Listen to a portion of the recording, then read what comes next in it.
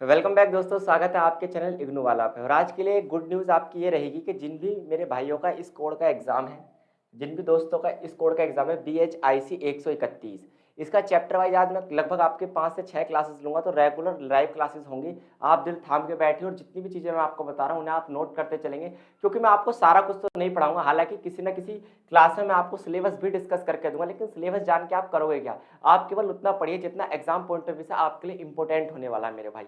तो चलिए क्लास को करते हैं शुरू। यह है आपका सब्जेक्ट कोड BHIC 131। और BHIC 131 की बात करें तो हिस्ट्री का आपका सब्जेक्ट होता है, जिसे हम कहते हैं प्राचीनतम हिस्ट्री। प्राचीन काल से लेकर 300 ईसा पूर्व तक की इस हिस्ट्री इतिहास को, हम भारतीय इतिहास को जानेंगे। और मैं केवल वही आपको पढ़ाऊंगा जितना एग्जाम में हर बार आ चुका है। इससे पहले मैंने 4 क्वेश्चन पेपर डिस्कस किए हैं, उम्मीद है आपने वो देखे होंगे। अगर आपने नहीं देखे तो आप जाकर प्लेलिस्ट में एक बार चेक कर लेना। फिलहाल आप कंसेप्ट क्लास पर फोकस करेंगे। अगर आपका कोई भी डाउट बनेगा तो आप मुझे कमेंट बॉक्स में पूछ सकते हैं। चलिए टॉपिक को शुरू करते हैं। आज का पहला टॉपिक जो है हमारा, दैट इज प्राचीन भारतीय इतिहास के कौन कौन से स्रोत हैं। आप पिछले 4 साल के क्वेश्चन पेपर उठाकर देख लेना, पहला क्वेश्चन हमेशा मेरे भाई यही होता है। पहला क्वेश्चन हिस्ट्री के BHIC कोड में यही होता है, दैट इज प्राचीन भारतीय इतिहास के स्रोत कौन कौन से हैं। कौन कौन से ऐसे स्रोत हैं जो प्राचीन भारतीय इतिहास के स्रोत कहे जाते हैं मेरे भाई। ठीक है, पहले तो आप यही समझ लीजिए कि स्रोत का मीनिंग क्या होता है। स्रोत का मीनिंग क्या होता है मेरे भाई, पहले तो आपको यही पता होना चाहिए कि सर स्रोत, बार बार ये शब्द आ रहा है स्रोत, इसका मीनिंग भी तो हमें बता दीजिए कि क्या होता है स्रोत का मतलब। कुल मिलाकर कुछ ऐसे ऐसे साधन, स्रोत क्या होते हैं? ऐसे साधन, आप इसके डेफिनेशन लिख सकते हैं। कुछ ऐसे साधन जो जानकारी देते हैं, जो क्या करते हैं? जानकारी देते हैं, जानकारी देते हैं। तो कुछ ऐसे साधन जो क्या करते हैं मेरे भाई, जो हमें जानकारी देते हैं प्राचीनतम इतिहास की, भारत के पुराने इतिहास की, है ना। तो ऐसे साधनों को, ऐसे सोर्सेज को हम क्या कहते हैं? स्रोत कहते हैं। और ये स्रोत हम आज किसके पढ़ने वाले हैं कि प्राचीन भारतीय इतिहास को, प्राचीन यानी पुराना, और भारतीय इतिहास को जानने के कौन कौन से हमारे पास साधन है, ताकि हम जान सकें कि प्राचीन भारतीय इतिहास में कौन से राजवंश हुए, वहां की व्यवस्था कैसी थी, अर्थव्यवस्था कैसी थी, किस प्रकार की हमारे यहाँ क्या थी, वैदिक काल हुआ, उत्तर वैदिक काल हुआ, हड़प्पा सभ्यता कैसी थी। इन सबको जानने के लिए जो स्रोत होते हैं, इन्हें 2 पार्ट में बांटा गया है मेरे भाई। कितने प्रकार के होते हैं ये 2 प्रकार के होते हैं आपके, आप इसे नोट कर लेंगे एज अ प्रकार। कितने प्रकार के आपको देखने के लिए मिले मेरे भाई? ये 2 प्रकार के आपको देखने के लिए मिले। एक तो है आपके कौन से स्रोत? साहित्यिक स्रोत, और दूसरे हैं आपके पुरातात्विक स्रोत। आप कहोगे सर साहित्यिक स्रोत क्या होते हैं? चलो भाई इसे भी लिख लो आप कि साहित्यिक स्रोत क्या होते हैं। भारतीय इतिहास को जानने के जो साहित्यिक स्रोत होते हैं, इनका मीनिंग क्या हुआ। तो साहित्यिक स्रोत जो है ऐसे साधन होते हैं, ऐसे साधन जो किससे संबंधित हो, जो किताबों किताबों कोमा वृत्तांतों। वृत्तांत क्या होते हैं आपको पता है ना, समरी। जब हम कहीं घूमने जाते हैं तो हम यात्रा वृत्तांत लिखते हैं, अपने जीवन का वृत्तांत लिखते हैं। वृत्तांत का मतलब व्याख्या होता है मेरे भाई। तो जो किताबों, वृत्तांतों, हम कह सकते हैं कि लाइक जो पुराणों, महाकाव्यों और ग्रंथों को शामिल करता है। और क्या करता है?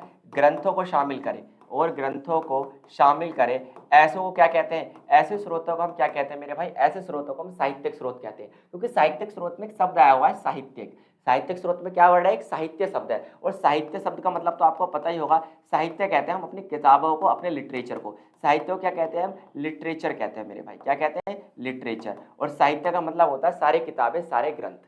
अगर मैं बात करूं पुरातात्विक स्रोत, देखिए इनका आप नोट्स बनाते चलें। अगर आपको PDF चाहिए तो आप हमारा टेलीग्राम चैनल ज्वाइन कर सकते हैं, है ना। उस पर मैं आपको PDF दे दूंगा। हमारा जो टेलीग्राम चैनल है, फिलहाल इग्नू वाला के नाम से तो चैनल हमने बना ही लिया है। आप इग्नू वाला चैनल ज्वाइन कर सकते हैं हमारा। किस नाम से हमारा चैनल? टेलीग्राम इग्नू वाला। वहां आपको क्या मिल जाएगी? PDF मिल जाएगी मेरे भाई। तो इतनी टेंशन नहीं लेनी, लेकिन फिर भी मैं आपसे कहूंगा कि PDF को गोली मारो और कोशिश करो कि एक एक लाइन को आप खुद लिखें क्लास को पूरा देख के। अब बात करते हैं पुरातात्विक स्रोत क्या होते हैं मेरे भाई। अगर अब हम ये बात करने लग जाएं कि सर पुरातात्विक स्रोत क्या होते हैं, ये भी आप हमें बता दीजिए। तो अब आप हेडिंग बना लेंगे यहाँ पे पुरातात्विक स्रोत। पुरातात्विक स्रोत। अभी पुरातात्विक स्रोत क्या होते हैं मेरे भाई, इनको थोड़ा सा समझने की आप कोशिश कीजिए। पुरातात्विक स्रोत जो है पुरातत्व से बने हैं। किससे बने मेरे भाई? पुरातत्व से बने। तो याद रखिए पुरातात्विक स्रोतों में पुरातत्व से बनी वस्तुएं शामिल होती हैं, पुरानी तत्व से बनी वस्तुएं शामिल होती हैं। आप कहोगे सर जैसे पुराने तत्व से बनी वस्तु जैसे हम इमारतों को शामिल करते हैं जिन्हें आप स्मारक कहते हैं, है ना। इसके अलावा हम अभिलेखों को इसमें शामिल करते हैं क्योंकि ये भी पुराने लेख होते हैं। अभिलेखों के साथ आगे आके आप शिलालेख, क्या आ गए मेरे भाई, शिलालेख। तो ये सब इसमें शामिल होते हैं क्योंकि पुरातत्व का मतलब होता है पुराना, पुरातत्व का मतलब होता है पुराना। और पुराने स्रोत मतलब कुछ ऐसे स्रोत जो क्या हो, मूर्त रूप में हो, कंक्रीट में हो और पुराने हो, उन्हें हम कहते हैं पुरातत्व। और इन स्रोतों के बारे में भी हम बिल्कुल डिटेल में पढ़ने वाले हैं। फिलहाल तुम्हें इंट्रोडक्शन समझ में आ गया होगा कि प्राचीन भारतीय इतिहास के कितने स्रोत होते हैं मेरे भाई। प्राचीन भारतीय इतिहास के 2 स्रोत होते हैं। आपको मैं यही याद कराऊंगा, ये चीजें आपको घर जाकर रटनी नहीं पड़ेंगी। 2 प्रकार के स्रोत होते हैं, एक होते हैं पुरातात्विक स्रोत, एक होते हैं साहित्यिक स्रोत। साहित्यिक स्रोतों में सभी किताबें शामिल की जाती है, ग्रंथ शामिल किए जाते हैं, पुराण शामिल किए जाते हैं, महाकाव्य शामिल किए जाते हैं और सारा साहित्य इसमें शामिल किया जाता है। इवन विदेशी यात्रा वृत्तांत भी इसमें शामिल होते हैं, मैं बताऊंगा कैसे। इसके अलावा अगर हम बात करें मेरे भाई किसकी, पुरातात्विक स्रोतों की, तो इसमें पुरातत्व से संबंधित वस्तुएं शामिल होती है, जैसे इमारतें, आभूषण, मणके, ईंटें। अगर हड़प्पा सभ्यता की बात करें तो ईंटें, मनके, अस्थियां, ये तीनों ही क्या है, पुरातत्व है मेरे भाई। उम्मीद है बात आपको क्लियर होगी। आप इसका ले लेंगे स्क्रीनशॉट, फिर हम आगे बढ़ेंगे। डन मेरे भाई, चलिए इतनी सी बात आपको क्लियर हुई। अब हम चीजों को आगे समझने की कोशिश करेंगे। अब बात करते हैं साहित्यिक स्रोत कितने प्रकार के होते हैं मेरे भाई। अब हम बात करते हैं, सबसे पहले हम क्या पढ़ रहे हैं, अब सबसे पहले हम पढ़ेंगे साहित्यिक स्रोत कौन कौन से होते हैं। मैं आपको यहाँ पर हाईलाइट करके दिखाता हूँ मेरे भाई। साहित्यिक स्रोतों में सबसे पहला आता है वैदिक साहित्य। सबसे पहले क्या आता है, वैदिक साहित्य, जिसके 3 पार्ट होते हैं। Part A Vedang, part B ब्राह्मण ग्रंथ और पार्ट सी उपनिषद। उसके बाद आता है साहित्यिक स्रोतों में दूसरा कौटिल्य की अर्थशास्त्र, और तीसरा आता है आपका महाकाव्य, और चौथा आता है आपका पुराण। तो ये मैं सबको आपको सेपरेट डिस्कस करके दूंगा, लेकिन फिलहाल हम केवल वैदिक साहित्य की बात करेंगे मेरे भाई। किस किस बात करेंगे हम बात करेंगे वैदिक साहित्य की।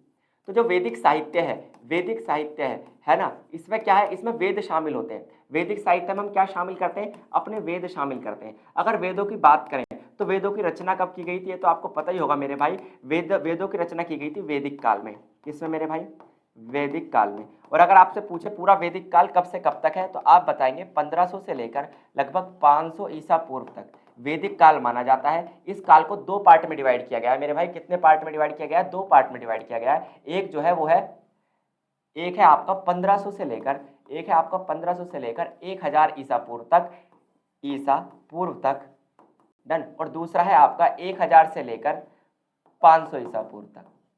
आप कहोगे सर इनके नाम क्या होते हैं, आप मुझे इनके नाम भी बता दीजिए। तो आप नोट कर सकते हैं, अगर आप चाहें कि सर यहाँ पे हमें नोट और करा दीजिए चीजें, तो आप यहाँ पर नोट कर सकते हैं कि इसको तो कहते हैं हम क्या, वैदिक काल। इसे क्या कहते हैं हम, वैदिक काल। और इसे हम कहते हैं उत्तर वैदिक काल। इसे क्या कहते हैं मेरे भाई, उत्तर वैदिक काल। क्लियर, इतनी सी बात आपको समझ में आई। उम्मीद है चीजें आपको साफ साफ दिखाई दे ही रही होंगी मेरे भाई। बिल्कुल साफ साफ आपको ये चीजें दिखाई दे रही है, मेरी तरफ से कोई डाउट यहाँ पर बनता ही नहीं है। जो चीजें मैं आपको समझाने की कोशिश कर रहा हूँ उनको आप समझने की कोशिश करेंगे। और अगर आपका कोई भी डाउट बनता है, मैं फिर रिपीट करता हूँ, आप मुझे कमेंट बॉक्स में बता सकते हैं, अगली क्लास में वो डाउट भी आपका लिया जाएगा। तो इतनी सी बात तो आपको क्लियर हो ही गई होगी कि वेद इसमें शामिल किए जाते हैं मेरे भाई। तो ऐसे कौन कौन से हमारे वेद है जो इसमें शामिल किए जाते हैं, आपको पता है टोटल। अगर वेदों की बात करें, पहली बात तो वेद का मीनिंग क्या होता है। वेद का मतलब होता है ज्ञान। वेद का मतलब क्या होता है मेरे भाई, ज्ञान होता है वेद का मतलब। टोटल हमारे कितने वेद हैं, 4 वेद है मेरे भाई। कितने वेद है हमारे, टोटल 4। आप कहोगे सर इन्हें कैसे याद करें, मैं याद करने की इसकी ट्रिक बताऊंगा। सबसे पहले आता है ऋग्वेद। कारण क्या, ऋग्वेद सबसे पहले इसलिए आता है क्योंकि ऋग्वेद लिखा गया था वैदिक काल में, 1500 से 1000 ईसा पूर्व, लगभग 500 सालों के पीरियड में ऋग्वेद लिखा गया। लेकिन इनके रचयिता का पता ही नहीं है, ऋग्वेद किसने लिखा, कैसे लिखा, नहीं पता। ऐसा माना जाता है ब्राह्मणों की एक पूरी श्रृंखला ने लगभग 500 सालों तक स्टेप बाय स्टेप, पीढ़ी दर पीढ़ी वेदों की रचना की है। और ऋग्वेद जो है ये सबसे बड़ा वेद माना जाता है मेरे भाई। सबसे बड़ा या सबसे प्राचीन भी हम इसे कह सकते हैं, सबसे प्राचीन वेद, प्राचीनतम वेद इसे ही कहते हैं हम, डन। इसके अलावा ऋग्वेद के बाद आता है आपका दूसरा कौन सा बताओ, ऋग्वेद आता है। ऋग्वेद के बाद आता है आपका सामवेद। कौन सा वेद आता है मेरे भाई, ऋग्वेद के बाद आता है सामवेद। सामवेद के बाद आता है आपका यजुर्वेद। क्या आता है मेरे भाई, यजुर्वेद, यजुर्वेद, डन। और इसके बाद आता है आपका फोर्थ आता है अर्थववेद। क्या आता है मेरे भाई, अर्थववेद। तो ये 4 वेद है हमारे जो आपको याद रखने। आपसे पूछा जा सकता है कि सामवेद की क्या खास बात है, तो संगीत से संबंधित होता है। संगीत की सारी बातें इसी में ही है, संगीत की सारी कलाएं इसी में है। संगीत के जो आप कहते हो ना 8 स्वर 9 स्वर, वो सारे स्वर भी सामवेद में दिए गए हैं, डन। तो इस तरीके से ये हमारा वैदिक साहित्य बनता है। अब देखो वेदों को समझना एक आम नागरिक के बस की बात नहीं थी। अगर मैं वेदों की बात करूं तो वेदों को समझना एक आम नागरिक के बस की बात नहीं थी।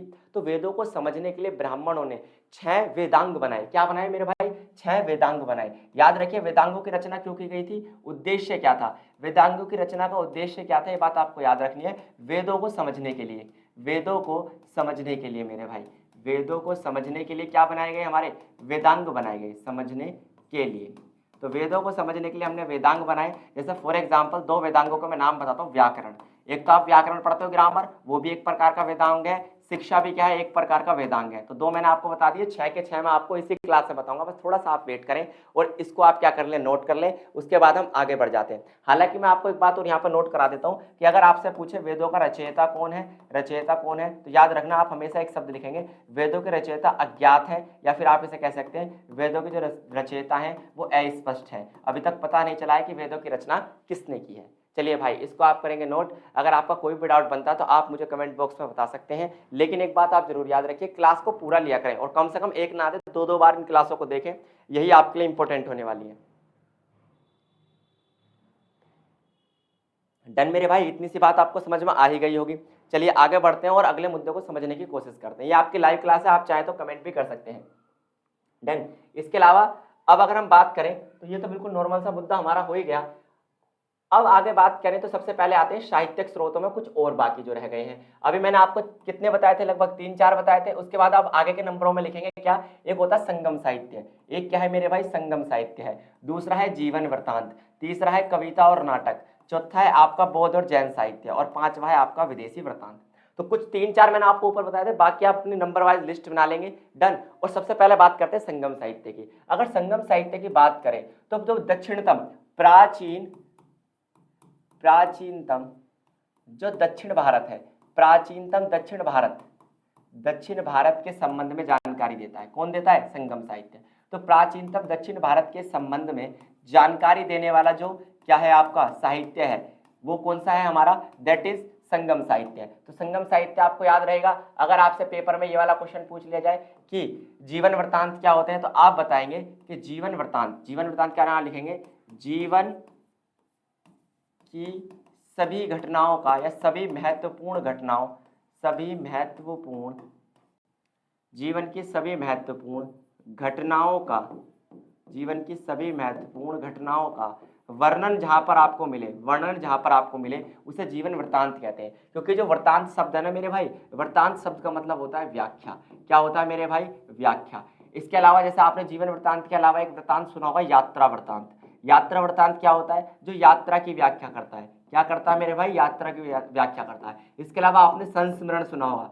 क्या सुना होगा भाई, संस्मरण क्या होता है, जो याद करके चीजें लिखी जाती है। फॉर एग्जांपल आप कहीं घूमने गए, फिर घर आकर आप याद कर रहे हैं कि मैंने वहां क्या क्या किया था, उसको फिर आप क्या कर रहे हैं, किताब में नोट कर रहे हैं, अपनी नोटबुक में, अपनी डायरी में नोट कर रहे हैं, तो आप संस्मरण कहेंगे। और यात्रा वृत्तांत भी एक प्रकार का साहित्यिक स्रोत हो सकता है। जैसे अलबरूनी भारत आया था तो उसने अपना तहकीक हिंद और किताब हिंद क्या लिखा था, यात्रा वृत्तांत लिखा था। जब फ्रांस वर्नियर भारत आया था तो उसने अपनी किताब लिखी थी travels in the Mughal empire, तो वो भी क्या था, एक यात्रा वृत्तांत था। जब मैगस्थनीज भारत आया था तो इंडिका पुस्तक उसने लिखी थी। जब कौटिल्य ने अर्थशास्त्र लिखी थी, तो वो सभी साहित्यिक स्रोत होते हैं। मैं भी आपको सारे नोट करा दूंगा। इसके अलावा अगर बात करें कविता या नाटक, आपको पता है कविता या नाटक जो होती है, जैसे फॉर एग्जाम्पल एक कवि का नाम आपने सुना होगा, मलिक मोहम्मद जायसी मेरे भाई, मलिक मोहम्मद जायसी। सुना है आपने मलिक मोहम्मद जायसी का नाम। तो मलिक मोहम्मद जायसी जो है, हालांकि ये यहाँ पर आप इसका एग्जाम्पल इसलिए दे सकते हैं क्योंकि ये एक मध्यकालीन कवि है। कौन से कवि हैं, ये एक मध्यकालीन कवि हैं, ना कि प्राचीनतम इतिहास के। लेकिन इनकी प्रसिद्ध पुस्तक का नाम तो आपने सुना ही होगा, पद्मावत। क्या सुना होगा, पद्मावत। इन्हीं की किताब है स्कंदगुप्त पद्मावत। पद्मावत के ऊपर एक पिक्चर बनी थी पद्मावती, जिसमें रणवीर कपूर था, तो कपूर नहीं, सोई सिंह, कंफ्यूज बड़े होते हैं इनमें। डन। इसके अलावा नाटकों की अगर बात करें तो बहुत से नाटक लिखे हुए नाटक हैं, जो किए होंगे वो अब कैसे दिखाई देंगे भाई, जो लिखे हुए नाटक हैं वो भी हमें क्या करते हैं, प्राचीन इतिहास की जानकारी देते हैं। अगर हम बात करें बौद्ध और जैन साहित्य की, तो बौद्ध साहित्य में आप लिख सकते हैं त्रिपिटक ग्रंथ। कौन से मेरे भाई, त्रिपिटक। आपने सुना होगा त्रिपिटक, जिसका मतलब होता है 3 टोकरियां। इसी में महात्मा बुद्ध की शिक्षाएं लिखी गई हैं, 3 टोकरियां। आप कहोगे सर 3 टोकरियों में लिखी गई है, ये कैसी बात कर रहे हैं आप। 3 टोकरियों का मतलब इसमें 3 ग्रंथ है मेरे भाई। इसमें कितने ग्रंथ हैं, 3 ग्रंथ है। कितने ग्रंथ है मेरे भाई, 3 ग्रंथ है। इससे ज्यादा कौन कौन से इसमें ग्रंथ है वो मैं आपको बताऊंगा बौद्ध धर्म वाले चैप्टर में। फिलहाल आप केवल इतना लिख लेंगे, बौद्ध धर्म में त्रिपिटक, 3 टोकरियां, ग्रंथ, 3 ग्रंथ होते हैं। और जैन साहित्य की बात करें तो ये जैन धर्म के बारे में जानकारी देता है। अगर बात करें विदेशी वृत्तांत की तो थोड़ा सा आगे क्लास में हम बात करेंगे। फिलहाल आप इतना नोट कर लेंगे, उसके बाद मैं आगे बढ़ता हूं मेरे भाई। डन कर लिया होगा आपने। आगे बढ़ते हैं, चीजों को समझने की कोशिश करते हैं। अब बात करते हैं पुरातात्विक स्रोत की। मैंने बताया था ऐसे स्रोत होते हैं जो दिखाई दे, दिखाई इन द सेंस का मतलब समझ रहे हो, ये किताबी बातें नहीं है, ये है इमारतें इसमें शामिल होंगे, सिक्के इसमें शामिल होंगे, शिलालेख इसमें शामिल होंगे, स्मारक इसमें शामिल होंगे, मूर्ति कला इसमें शामिल होगी। तो आपको तो फिर आप कहोगे कि सर ये कैसे याद करेंगे हम, इनका एक एक एग्जाम्पल मैं अगर आपको दे दूं तो नॉर्मली आपको चीजें याद हो जाएंगी। देखिए सबसे पहले तो पुरातात्विक स्रोत मैंने आपको बताया था जो पुरातत्व से संबंधित हो, जो किससे संबंधित हो मेरे भाई, पुरातत्व। और पुरातत्व का मीनिंग भी मैं आपको बता दूंगा अभी, जो पुरातत्व से क्या हो, संबंधित हो। पुरातत्व से जो संबंधित होते हैं उन्हें क्या कहते हैं हम, पुरातात्विक स्रोत कहते हैं। अगर कोई आपसे अटपटा सा ये सवाल पूछ ले, हालांकि एग्जाम में तो ये नहीं आना कि पुरातत्व क्या होता है, तो यू विल से पुरानी वस्तु, पुरा और तत्व, पुरा और तत्व। पुरा मतलब होता है पुराना, ठीक है, पुरा मतलब होता है पुराना, और तत्व मतलब वस्तुएं। तो पुरानी वस्तुओं को कहते हैं हम क्या मेरे भाई, पुरातत्व। इतनी सी बात तो आपको याद रहेगी, बिल्कुल कबाड़ ये बात थी, पेपर में कहीं नहीं पूछी जानी, बशर्ते आपकी कॉन्सेप्चुअल अंडरस्टैंडिंग के लिए, आपकी चीज़ों को बेहतर बनाने के लिए, आपके कॉन्सेप्ट को और माइंड में सेट करने के लिए चीज़ें पता होनी जरूरी है, वरना इनका एग्जाम में कोई काम है नहीं। अगर इसकी बात करें सिक्के की, तो सिक्के से तो आपको पता है, मुझे इसकी जानकारी देने की जरूरत है नहीं। सिक्के क्या होते हैं भाई, विनिमय का माध्यम के रूप में सिक्के हर राजा ने चलाए प्राचीन इतिहास में भी। अगर बात करें तो इसमें दो तीन के नाम याद रखने हैं आपको, जैसे फॉर एग्जाम्पल कुषाण राजाओं का नाम जरूर याद रखना है, कुषाण शासक, क्योंकि कुषाण शासकों ने क्या किए थे, वो पहले ऐसे भारतीय राजवंश था जिसने सोने के सिक्के जारी किए थे मेरे भाई। किसके सिक्के जारी किए थे, सोने के सिक्के जारी किए थे कुषाण शासकों ने। डन मेरे भाई, इतनी सी बात आपको याद रहेगी। अगर बात करें शिलालेख क्या होता है, तो इसका अर्थ आप लिख लेंगे कि किसी भी मिट्टी या पत्थर की शिला पर, पत्थर की शिला होता है दीवार मेरे भाई, पत्थर की शिला पर गुदा, आप लिख सकते हैं गुदा हुआ लेख क्या कहलाता है, गुदा हुआ लेख शिलालेख कहलाता है मेरे भाई। क्या कहलाता है, शिलालेख। आप कहोगे सर कैसे शिलालेख, अभी भी मेरे को समझ में नहीं आया, आप एक एग्जाम्पल इसका दे दो। फॉर एग्जाम्पल आप कई बार क्या होते हैं, अपने प्रेमी का नाम कहाँ लिखवा लेते हैं, अपने शरीर पर लिखवा लेते हैं। तो अगर आपका शरीर शिला है, दीवार है, तो जो गूद कर लिखा गया है ना, उसे शिलालेख कहेंगे आप। डन, अब तो आपको क्लियर हो गया, जो हम टैटू बनवाते हैं ना, वो शिलालेख का ही पार्ट है, बशर्ते आपको शरीर को अपने को क्या मानना पड़ेगा, अपने शरीर को आपको मानना पड़ेगा शिला। और शिला मतलब होता है दीवार। स्मारक का मतलब क्या होता है मेरे भाई, स्मारक का मतलब होता है इमारतें। और प्राचीन काल से संबंधित कुछ इमारतें तो बहुत सारी हैं, लेकिन मैं प्राचीन इतिहास से संबंधित आपको एक इमारत का नाम बताता हूँ, दैट इज सांची का स्तूप। सांची का स्तूप, स्तूप क्या होते हैं ऐसा मान के चलिए, स्तूप होते हैं मेरे भाई बौद्ध धर्म के मंदिर। स्तूप क्या होते हैं मेरे भाई, बौद्ध धर्म के मंदिर। तो जो बौद्ध धर्म के मंदिर होते हैं उन्हें हम क्या कहते हैं मेरे भाई, स्तूप कहते हैं। सांची के स्तूप की बात करें तो ये जो मध्य प्रदेश है हमारा, क्या है, मध्य प्रदेश, मध्य प्रदेश की राजधानी जो है भोपाल, तो भोपाल के पास क्या है, सांची है, सांची नामक जगह है, वहां पर ये सांची का स्तूप बनाया गया और सम्राट अशोक द्वारा इसका निर्माण कराया गया था।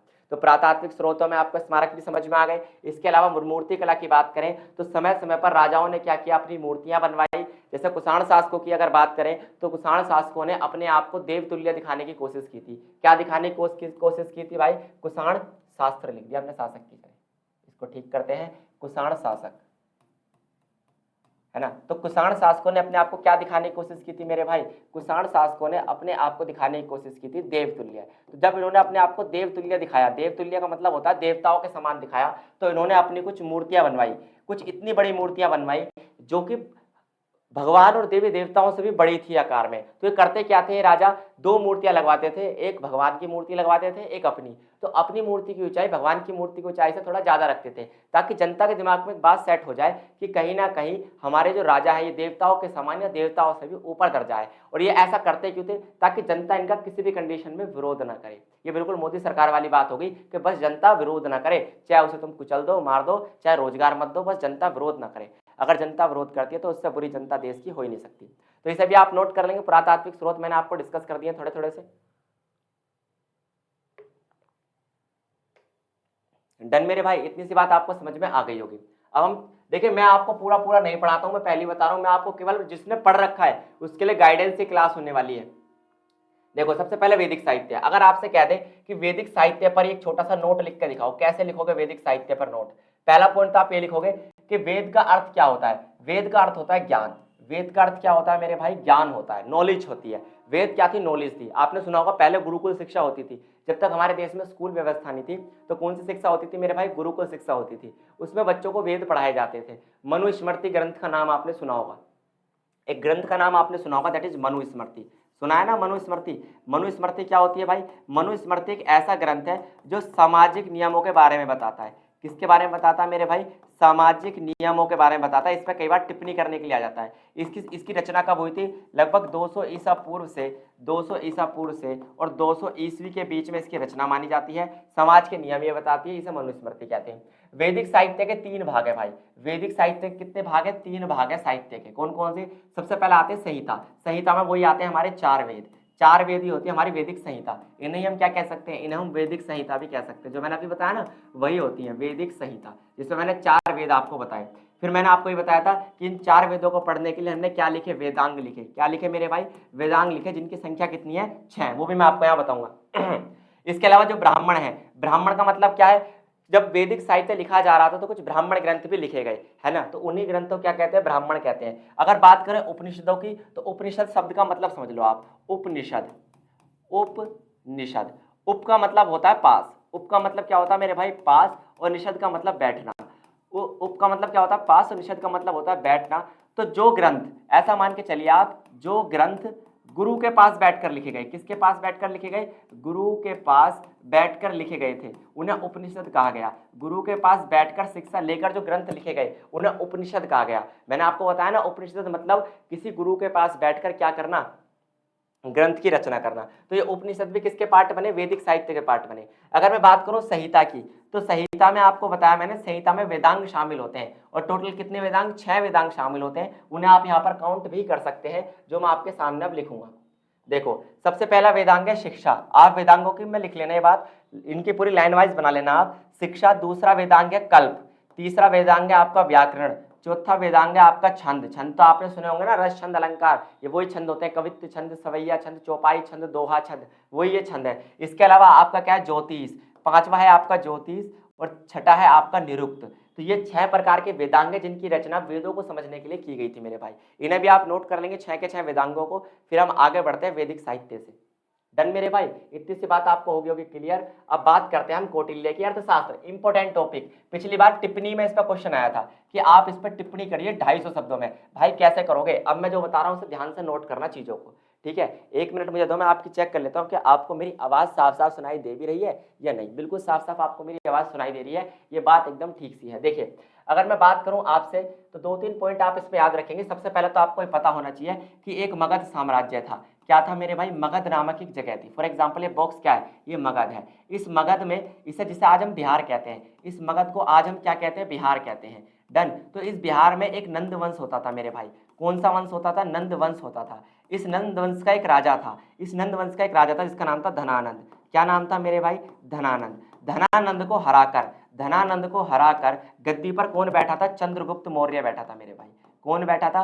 चंद्रगुप्त मौर्य बैठा था। और चंद्रगुप्त मौर्य की सहायता किसने की थी इस धनानंद को हराने में? तो याद रखना, सहायता की बात करें, हराने में सहायता जिसने की थी, वो सहायता की थी मेरे भाई किसने? ये बात आपको याद रखनी है। ये सहायता आपकी की थी किसने? कौटिल्य ने। किसने की थी? कौटिल्य ने की थी। किसकी? चंद्रगुप्त मौर्य की। इसलिए इसे गुरु भी मानते हैं। इसे गुरु मानते हैं। किसका गुरु मानते हैं? चंद्रगुप्त मौर्य का। कौटिल्य का ही 2 नाम और है। कौटिल्य को कहीं कहीं चाणक्य भी कहते हैं। कहते नहीं चाणक्य नहीं थी, कौटिल्य को विष्णुगुप्त भी कहते हैं। क्या कहते हैं? विष्णुगुप्त। ठीक है, तो विष्णुगुप्त भी इसी का ही नाम है, चाणक्य भी इसी का नाम है, कौटिल्य का भी इसी का नाम है। तो चंद्रगुप्त मौर्य जब 321 से लेकर 22 ईसा पूर्व के आसपास गद्दी पर बैठा और मगध साम्राज्य में मौर्य वंश की स्थापना हुई, तो यहाँ पर जो कौटिल्य था इसे क्या बनाया गया? इसे हम कह सकते हैं कि एक तरीके से प्रधानमंत्री बनाया गया।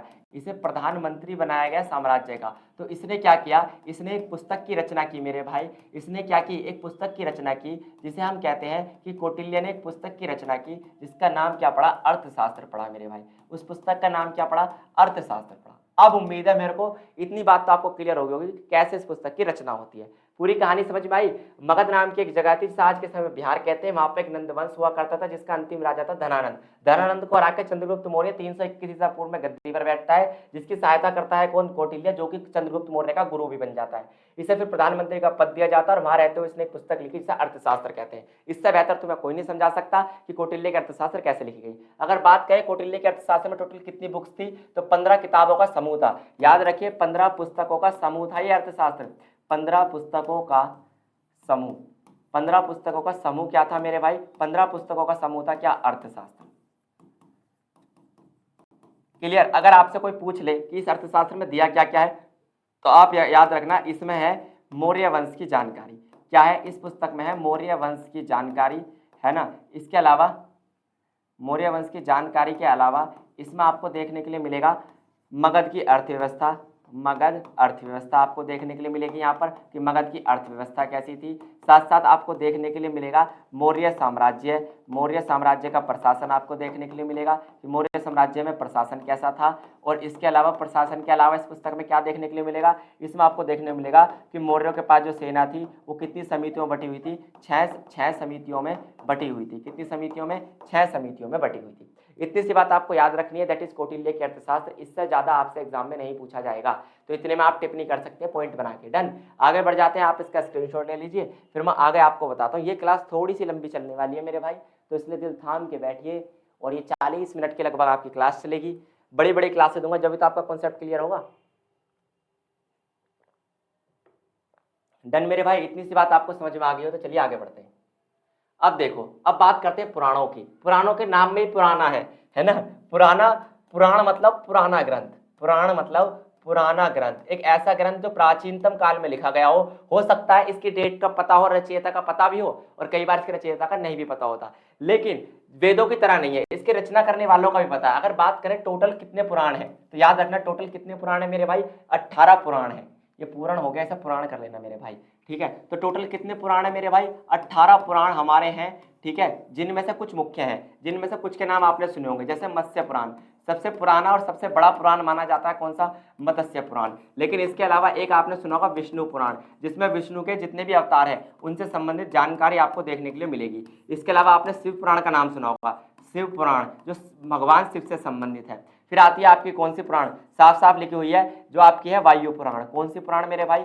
वायु पुराण आपकी आती है। फिर उसके बाद आती है आपके भागवत पुराण। कौन सी पुराण? भागवत पुराण। ये पुराण क्या है? ये पुराण है प्राचीनतम ग्रंथ, पुराने ग्रंथ। अगर इनकी रचना की बात करें तो इनकी रचना किसने की थी? सूत नामक ब्राह्मण ने की थी। सूत ने की थी। उनके पुत्र कौन थे? सूत के पुत्र थे जिनका नाम था उग्रश्रवा। क्या नाम था? उग्रश्रवा। उग्रश्रवा ने भी इनकी क्या की थी? रचना की थी। इन दोनों ने मिलकर ये दोनों इसके क्या? पुराणों के रचयिता कहलाए। ये दोनों पुराणों के क्या कहलाए मेरे भाई? रचयिता कहलाए। इसके अलावा मत्स्य पुराण जो है एक पुराण हो गई, दूसरी विष्णु पुराण, तीसरी वायु पुराण, चौथी भागवत पुराण, ये सभी क्या है? इसके उदाहरण है मेरे भाई। तो पुराणों से संबंधित सारी बातें मैंने आपको बता दी, इन्हें कर लेंगे आप नोट, फिर हम आगे बढ़ते हैं। डन मेरे भाई, आगे बढ़ते हैं और चीजों को समझने की कोशिश करते हैं। संगम साहित्य, अब बात करते हैं संगम साहित्य की। ये कौन सा स्रोत होगा मेरे भाई? ये होगा आपका साहित्यिक स्रोत। भारतीय इतिहास को जानने का क्या है? साहित्य के स्रोत है। इसके ऊपर अगर टिप्पणी लिखने के लिए आ जाए तो आप कैसे लिखेंगे मैं आपको बता देता हूँ। अगर बात करें संगम साहित्य की तो याद रखना है हमेशा से तमिल भाषा में, इसलिए दक्षिणतम भारत की, आप कह सकते हो दक्षिणतम भारत की जानकारी देता है। दक्षिणतम भारत में जो सरदारियां थी, 3 वंशों की जानकारी देता है। दक्षिण भारत के 3 वंशों की जानकारी, सरदारियां कौन कौन सी थी? आपने सुना होगा चोल वंश, चेर वंश और पांड्या वंश। सुना ना इनके बारे में? चोल, चेर, पांड्या 3 वंशों की जानकारी देता है। याद रखना जितना भी संगम साहित्य है ये 3 वंशों की जानकारी देता है मेरे भाई। कितने वंशों की जानकारी देता है? 3 वंशों की जानकारी देता है। इतनी बात याद रखी जाएगी। याद रखना 5वीं सदी ईसा पूर्व से लेकर यानी 500 ईसा पूर्व से लेकर और कब तक? लगभग दूसरी सदी तक यानी 200 ईस्वी तक कि बीच में क्या हुआ है? ये लिखा गया था। इसकी रचना और संग्रहण पांड्य शासकों ने किया। तो याद रखना इन्होंने इसकी क्या की थी? रचना की थी और इन्होंने इसको इकट्ठा किया था। तो रचना कह लो या संग्रहण कह लो, पांड्या वंश के शासकों ने किया। किसने किया? पांड्य वंश के शासकों ने इसकी रचना और संग्रहण किया। और याद रखिए मदुरै जो कि दक्षिणतम राज्यों की राजधानी मानी जाती थी, मदुरै, वहां पर 3 संगम सम्मेलन हुए थे। इनकी रचना कब हुई? जब 3 संगम सम्मेलन हुए। कितने संगम सम्मेलन हुए मेरे भाई? 3 संगम सम्मेलन हुए, तब इनकी रचना की गई। और कहां पर की गई मेरे भाई?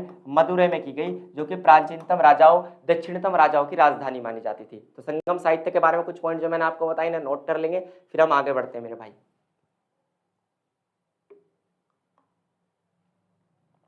इतनी बात आपको क्लियर हो गई होगी, चीजों को आगे समझने की कोशिश करते हैं। अब आते हैं विदेशी वृत्तांत। विदेशी वृत्तांत की अगर बात करें तो याद रखिए, इसकी डेफिनेशन ये बनती है कि विदेशी यात्रियों द्वारा, विदेशी यात्रियों द्वारा, विदेशी यात्रियों द्वारा लिखा गया व्याख्यान, लिखा गया व्याख्यान क्या कहलाता है मेरे भाई? लिखा गया व्याख्यान विदेशी वृत्तांत कहलाता है। विदेशी वृत्तांत यात्रा वृत्तांत ही होते हैं ज्यादातर। क्या होते हैं? यात्रा वृत्तांत होते हैं। यात्रा वृत्तांत नहीं होगा तो फिर वो संस्मरण होगा मेरे भाई। क्या होगा? संस्मरण होगा। जैसे फॉर एग्जाम्पल कुछ यात्रा वृत्तांत मैं आपको बताता हूँ। जैसे अगर बात करें मेगास्थनीज की, किसकी बात कर रहे हैं? मेगास्थनीज की। तो मेगास्थनीज की पुस्तक का नाम था इंडिका। अब याद रखना कि ये किसके दरबार में आया था। कई बार एग्जाम में ऐसे क्वेश्चन भले ही पूछ लेता आपसे कि जो मेगास्थनीज था ये चंद्रगुप्त मौर्य के दरबार में आया था। किसके दरबार में आया था मेरे भाई? चंद्रगुप्त मौर्य के दरबार में आया था। ठीक है, और जो कि कौन से वंश के समय पर आया था? मौर्य वंश के समय पर आया था। और कहाँ आया था ये तो आपको पता चल ही गया होगा, मगध में आया था। अगर बात करें हेरोडोटस की, जिसे हम क्या कहते हैं? हेरोडोटस, जिसे हम हिस्ट्री का पिता भी कहते हैं, Herodotus, father of history, Herodotus. तो हेरोडोटस ने जो पुस्तक लिखी थी दैट इज हिस्ट्रीज। क्या लिखी थी? हिस्ट्रीज। जो हिस्ट्रीज पुस्तक लिखी थी, हिस्ट्रीज पुस्तक लिखी थी, ये भी क्या है? एक प्रकार का विदेशी वृत्तांत है, क्योंकि ये दोनों ही व्यक्ति क्या है मेरे भाई? विदेशी हैं। इसके अलावा 2-3 विदेशियों के नाम आप और लिख लेना, जैसे फॉर एग्जाम्पल अल-बिरूनी, जो मैं आपको बता रहा हूँ इन्हें आप नोट करेंगे। एक मैं आपको कौन सा बता रहा हूँ? अल-बिरूनी। अल-बिरूनी के बारे में तो आपको पता ही होगा मेरे भाई कि उज्बेकिस्तान का एक यात्री, जिसे अरबी, सीरियाई, हिब्रू, फारसी सभी भाषाओं का ज्ञान था। 80 अध्यायों में इन्हें अपनी एक किताब लिखता है अरबी भाषा में, जिसे कहता है तहकीक ए हिंद। क्या कहता है मेरे भाई? तहकीक ए हिंद। तो तहकीक ए हिंद कहता है ये इसे, या आप इसे कह सकते हैं किताब उल हिंद। कौन सा किताब? उल हिंद। तो 2 किताब इसने लिखी थी अल-बिरूनी ने। अगर बात करें इब्न बतूता का नाम भी आपने सुना होगा मेरे भाई, इब्न बतूता। किसका नाम सुना होगा? Ibn Battuta. इब्न बतूता की बात करें तो इसने भी अरबी भाषा में अपनी एक किताब लिखी थी, जिसे रिहला कहते हैं। लेकिन इब्न बतूता किसके समय पर भारत आया था? मोहम्मद बिन तुगलक, मोहम्मद बिन तुगलक। तो मोहम्मद बिन तुगलक के समय पर ये क्या हुआ था? ये भारत आया था मेरे भाई। डन। तो ऐसी बहुत सारी रचनाएं अगर मैं लिखना शुरू करूं तो भाई साहब बोर्ड भर जाएगा, और हालांकि भर भी चुका है। आप केवल इतने एग्जाम्पल नोट कर लें, इतने ही आपके काफी होने वाले हैं। डन। तो विदेशी वृत्तांत आपको समझ में आ गए मेरे भाई। अगर आपका फिर भी कोई डाउट बनता है तो आप हमें कमेंट बॉक्स में बताएं। अगर आपका कोई अगला पेपर है वो भी आप हमें कमेंट बॉक्स में बता सकते हैं इस लाइव क्लास में। अगले पेपर की भी तैयारी अगर आपको इसी तरीके से कॉन्सेप्ट क्लास में चाहिए तो आपको कुछ नहीं करना, केवल आपको क्या करना है, इस चैनल को ज़्यादा से ज़्यादा शेयर कीजिए। मुझे इस पर भाई साहब 1000 सब्सक्राइबर चाहिए 2 दिन के अंदर। मैंने टारगेट बनाया कि जिस दिन मेरे 1000 सब्सक्राइबर हो जाएंगे उस दिन मैं क्या करूँगा भाई साहब, 6 घंटे लाइव क्लास ली जाएगी आपकी। 6 घंटे लाइव क्लास आपकी डेली ली जाएगी, जिसमें आपका जब तक पेपर नहीं हो जाते तब तक आपके सपोर्ट में खड़े रहेंगे। जिन मेरे भाइयों का दिसंबर में पेपर है उसकी भी तैयारी लाइव क्लास के थ्रू ऐसे ही कराई जाएगी। फिर आप देखना इग्नू में आप कैसे झंडे गाड़ के आएंगे। डन। फिलहाल तो आप केवल इतना याद रखिए कि आपको इसे अपने उन ग्रुप्स में शेयर करना है मेरे भाई, जो आपके कॉलेज की तरफ से बने हुए हैं। मेरे लिए आप कुछ करना चाहते हैं तो बस इतना ही कर देना, इससे ज़्यादा मेरे को आपसे कुछ भी नहीं चाहिए। डन। चलिए, तो इतनी सी बात आपको क्लियर हो गई होगी। तो आज का टॉपिक में एक बार आपको फिर रिवाइज करा देता हूँ। आज हमने जो पढ़ा है दैट इज हमने पढ़ा है प्राचीन भारतीय इतिहास के स्रोत, साहित्यिक स्रोत और विदेशी पुरातात्विक स्रोत। तो ये दोनों चीजें हम पढ़ चुके हैं। और इस पर अगर क्वेश्चन की बात करूं तो कितने नंबर का क्वेश्चन इस पे आने वाला है? पहला ही क्वेश्चन जो लगभग 12 मार्क्स का आपका होता है, वो पहला क्वेश्चन इस पर देखने के लिए 100% मिलेगा। तो भाई इस वीडियो को कम से कम मेरे कहने पे, चाहे आपको पूरा भी समझ में आ गया हो, 2 बार इस वीडियो को देखना। आपको रटने की जरूरत ही नहीं पड़ेगी, रटने की जरूरत नहीं पड़ेगी। इस क्लास को मेरी 2 बार देखना, एक बार स्लो स्पीड पर देखना, एक बार थोड़ी स्पीड हाई करके देखना, 100% आपको याद हो जाएगा। आज के लिए केवल इतना ही। मैं आयुष आपसे विदा लेता हूं, फिर दोबारा लेकर आऊंगा आपके लिए कॉन्सेप्ट की क्लास। वेट करिए और तब तक इस लाइव क्लास को देखिए। थैंक यू भाई।